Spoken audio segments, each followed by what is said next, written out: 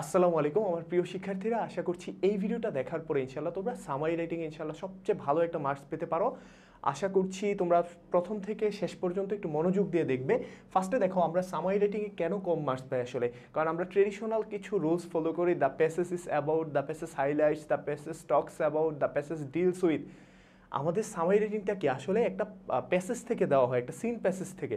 তো প্যাসেজটা ফার্স্টে আমার কি কাজ, প্যাসেজটা একবার চোখ ভাসিয়ে নেওয়াতে পেজটা সম্পর্কে আসলে কি বলা হয়েছে, তারপরে পেজটা তোমরা খুব ভালোভাবে পড়বা। আমি যেভাবে তোমাদেরকে বলতেছি ঠিক একইভাবে তোমরা এই স্টেপটা ফলো করো। আশা করছি সামারি রেটিংয়ে যারা 10 থেকে 5-6 পাও তারা আশা করছি 8 থেকে 9 ইনশাল্লাহ পাবে। ফার্স্ট কাজ কি, আমাকে প্যাসেজটা কেয়ারফুলি পড়া। এখন প্যাসেজে আসলে কি বোঝাতে চাচ্ছে আমি একটু পরে তোমাদেরকে এখানে আমি দেখিয়ে দিব যে কীভাবে লিখতে হয়, কিন্তু এটা দেখার আগে আমাকে বুঝতে হবে যে আমার সামারিটা লেখার আগে আমাকে কি চিন্তা করতে হবে। ফার্স্টে তাহলে আমরা পড়বো প্যাসেজটা ভালোভাবে, পড়ার পরে আমরা দুইটা জিনিস আইডেন্টিফাই করব। ফার্স্ট কি, এই যে দেখো এই প্যাসেজটার মধ্যে I have a dream that one day the nation, এটা মার্টিন লুথার কিং জুনিয়রের আই হ্যাভ এ ড্রিম থেকে নেওয়া। তো এখন তোমাকে যে টেক্সটটা দেওয়া হয়েছে, অর্থাৎ তোমাকে যে প্যাসেজটা দেওয়া হয়েছে ওইটা যে ফার্স্ট সেন্টেন্সটা, এটাকে বলা হয় টপিক সেন্টেন্স।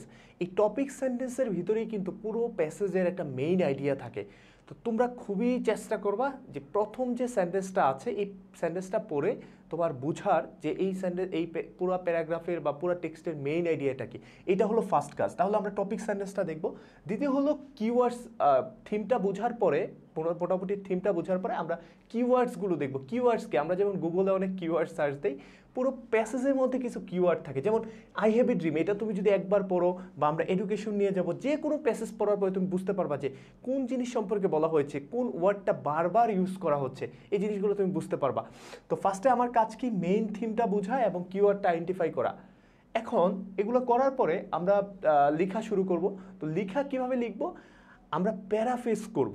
প্যারাফ্রেজ বিষয়টা কি ভাই আসলে, প্যারাফ্রেজ বিষয়টা হলো হুবহু তোমার যে সেন্টেন্স, তোমার যে প্যাসেজটা আছে সেটাই লেখা, কিন্তু হুবহু না। তোমার নিজের ওইখান থেকে আইডিয়া নিয়ে, তুমি যে থিমটা সম্পর্কে তুমি ধারণা লাভ করেছো, তোমার যে আইডিয়াটা আছে সেটাকে নিজের ভাষায় লেখা। অরিজিনাল আমরা কিন্তু একটু পরে লিখে দিয়েছি যে কোনো জিনিস কপি করা যাবে না, কিন্তু তুমি যেই আইডিয়াটা প্যাসেজটা পড়ে সে অনুযায়ী তুমি কি করবা, তোমার নিজের ভাষায় রিরাইট করবা, যেটাকে আমরা কি বলি প্যারাফ্রেজ করি। প্যারাফ্রেজ করার সময় তুমি কি করতে পারো, কিছু বিষয় লক্ষ্য রাখতে পারো, যেগুলো আমি বলছি যে তোমরা সেন্টেন্সের স্ট্রাকচারগুলো চেঞ্জ করতে পারো, কমপ্লেক্স সেন্টেন্সকে সিম্পল করতে পারো, অথবা সিম্পল সেন্টেন্সকে কমপ্লেক্স করতে পারো। চেষ্টা করবা সিম্পল সেন্টেন্সে রাখার জন্য। এই ওয়ার্ডটা তোমার প্যাসেজে যে ডিরেক্ট ওয়ার্ডটা আছে সেটা চেঞ্জ করে তুমি সিনোনিম অ্যান্টোনিম বসাতে পারো, অথবা বিভিন্ন কানেক্টরসও ইউজ করতে পারো। এটা হলো প্যারাফ্রেজের ব্যাপার। এখন সামারি ভাইয়া কতটুকু লিখবো, আপনি তো সামারি খুবই শর্টে লিখবা, কারণ তোমরা বাংলায় যে সারমর্ম যেভাবে লিখেছো ঠিক একইভাবে সামারিটা পুরোটা পড়ার পরে এক্সট্রা সব ইনফরমেশন বাদ দিয়ে আমরা 1/3 রাখবো এবং একটা প্যারা লিখবো। কয়টা প্যারা ভাইয়া, সামারি কিন্তু অবশ্যই একটা প্যারাতে লিখতে হবে, একটা সিঙ্গেল প্যারা, অর্থাৎ একটা প্যারাগ্রাফের ভিতরে শেষ করতে হবে। সেকেন্ড, আমরা একটু আগে তোমাদেরকে বলেছি কোনো অরিজিনাল টেক্সট থেকে কোনো কিছু কিন্তু কি করা যাবে না, কপি করা যাবে না, ডিরেক্ট কপি করা যাবে না। আমি যেটা বলছি, তুমি পড়ার পরে তুমি যে আইডিয়াটা তুমি পাইলা সেটা কি করবা, সেটাকে তুমি নিজের ভাষায় লিখবা, ডিরেক্ট কপি করা যাবে না। আর ডিরেক্ট কপি না করেও কিভাবে প্যারাফ্রেজ করা যায় আমি তোমাকে একটু আগে মাত্র বললাম। নেক্সট আমরা একটা প্যারায় লিখবো 1/3, এটা তো আমরা ক্লিয়ার। আমরা চেষ্টা করব ফার্স্ট পার্সন এবং সেকেন্ড পার্সনের ব্যবহার সামারিতে না করার জন্য, একদম স্ট্রিক্টলি। দুই একটা জায়গায় করা যেতে পারে, বাট এটা স্ট্রিক্টলি না করার জন্য আমরা সবসময় থার্ড পার্সন ব্যবহার করব।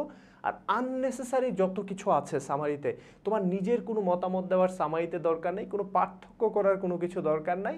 তুমি সামারিতে এক্স্যাক্টলি যা মেইন থিমটা আছে সেটাই তুমি লিখে দিবা, সব অপ্রয়োজনীয় জিনিস বাদ দিয়ে। ওকে, তো এই হলো আমার মোটামুটি তোমার সামারি নিয়ে কথাবার্তা। এখন আমি তোমাদেরকে একটু প্র্যাকটিক্যালি দেখাই।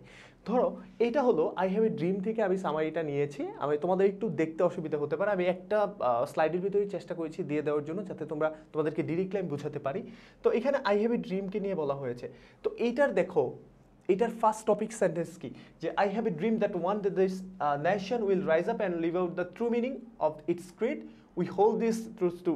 পুরো সেন্টেন্সটা তুমি পড়লা, পড়ার পরে তুমি টপিক সেন্টেন্সটা পড়েই তুমি বুঝলা যে এখানে মার্টিন লুথার কিং জুনিয়র উনি কি স্বপ্ন দেখে যে সাদা এবং কালো চামড়ার মানুষ আমেরিকার যারা আছে সবাই কৃষ্ণাঙ্গ এবং শ্বেতাঙ্গ সবাই একসাথে বসবাস করবে, তাদের ছেলেমেয়েরা একসাথে খেলবে। তোমরা একটা হিল ট্রপসের পড়েছো, এটা তোমরা যারা ইন্টারমিডিয়েটের আই হ্যাভ এ ড্রিম লেসনটা পড়েছো। তো এই ফার্স্টের লাইনটা পড়েই কিন্তু আমি বুঝতে পারছি যে এটার মেইন থিমটা কি, এটা টপিক সেন্টেন্স পড়ে। এখন পুরো প্যাসেজটা যখন আমি পড়বো, এখন আমি যেহেতু তোমাদের সামাইনে আমি জাস্ট তোমাদেরকে একটা আইডিয়া দিচ্ছি, তো পুরো প্যাসেজটা তুমি পড়ার পরে কি দেখবা যে এই মার্টিন লুথার কিং জুনিয়র পুরো প্যাসেজটা পড়ার পরে টপিক সেন্টেন্সে যেহেতু মেইন আইডিয়াটা আছে, এই টপিক সেন্টেন্সটা হলো মেইন যে পুরো টেক্সটটা সেটার একটা সামারি বলতে পারো। তো আমি এটা পড়ার পরেই কিন্তু আমি বুঝতে পারবো মোটামুটি যে সামারিতে কি লিখতে চলেছে আমি। তো আমি ফার্স্টে দেখো কি করেছি, Martin Luther King says that America needs equality and freedom for everyone to be a great nation. এটা পুরো প্যাসেজের একটা এখন সামারি, আমি এটাকে আবার টপিক সেন্টেন্স বলতে পারি আমার। তারপরে তুমি পুরো প্যাসেজটা একটু মনোযোগ দিয়ে পড়বা, আমি যে বিষয়গুলো বলেছি এগুলো একটু খেয়াল রাখবা, তাহলে ইনশাল্লাহ তোমরা খুব ভালো মার্কস পেতে পারো। তারপরে দেখো, he believe that all people are equal, that they can work, struggle, pray and fight for freedom together to be free one day. এটাই যে এটার পুরো প্যাসেজের সামারি, যে সাদা চামড়ার মানুষ এবং কালো চামড়ার মানুষের মধ্যে কি থাকবে না, কোনো ধরনের পার্থক্য থাকবে না। এইটা কি, এটা হলো ব্যক্তি নিয়ে যে সামারিটা আছে সেটার একটা সামারি, মানে সেটার একটা তোমাদেরকে একটা অবজারভেশন আমি দিচ্ছি। এখন কথা হলো ভাইয়া, সামারি দুই ধরনের হয় সাধারণত, একটা হলো ব্যক্তি নিয়ে আর একটা হলো কোনো বিষয় নিয়ে বা কনটেক্সট নিয়ে আসে। তো ব্যক্তি বা কনটেক্সট যাই থাকুক না কেন, তার যে মেইন আইডিয়াটা আছে সেটা কি তুমি খাতায় ফুটিয়ে তুলবা। তো দেখো, এটা যেমন ব্যক্তি নিয়ে তার মেইন আইডিয়াটা ছিল। আমি যদি তোমাকে আরেকটা দেখাই, এডুকেশন নিয়ে বলা হয়েছে। এডুকেশনের সোসাইটিতে আমরা শুধুমাত্র কি পড়াশোনা কি করি না, শুধু ডিগ্রি নেওয়ার জন্য করি না, পড়াশোনার একটা ব্যাপক একটা আমাদের ইম্প্যাক্ট আছে আমাদের হিউম্যান লাইফে। তো এটা নিয়ে এখানে বলা হয়েছে এবং সিভিক এঙ্গেজমেন্টের কথা বলা হয়েছে।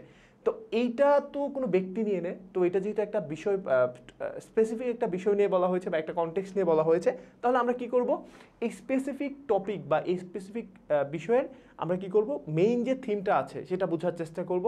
তো ফার্স্টে টপিক সেন্টেন্স পড়বো, তারপরে মেইন থিমটা একটু দেখার চেষ্টা করব, তারপরে কি করবো, আমরা প্যারাফ্রেজ করা শুরু করে দিব। এই লাইনগুলো হুবহু লেখা যাবে না, হুবহু না লিখে তুমি যেভাবে প্যারাফ্রেজ করতে পারো কোনো সমস্যা নেই ইনশাল্লাহ। তো এইভাবে আশা করছি তোমরা যদি সামারিগুলো করো তাহলে ইনশাল্লাহ তুমি দ্রুত বুঝতে পারবে। যেমন আমরা তোমাদের যদি একটু দেখাই যে education changes our behaviour and illuminates our mind. Education আমাদের বিহেভিয়ারকে চেঞ্জ করে দেয়, ইলুমিনেটস আওয়ার মাইন্ড, প্রতিফলিত করে আমাদের যে মনের চিন্তা ভাবনা। হ্যাঁ, তো তারপরে বলছে যে true education aims at not only getting grades but also working for the community one lives in. এই পুরো প্যাসেজ সামারি এখানে আছে। ওকে, তো কোনো কপি করা যাবে না, ডিরেক্টলি প্যারাফ্রেজ করতে হবে, আইডিয়া জেনারেট করতে হবে। ওকে, তো তোমাদের আশা করছি তোমরা ক্লাসটা খুব ভালোভাবে তোমরা বুঝতে পেরেছো। তোমাদের সাথে নতুন এইচএসসি অথবা অ্যাডমিশনের নতুন কোনো ক্লাসে দেখা হয়ে যাবে ইনশাআল্লাহ। সবার পরীক্ষা অনেক বেশি ভালো হবে। আসসালামু আলাইকুম।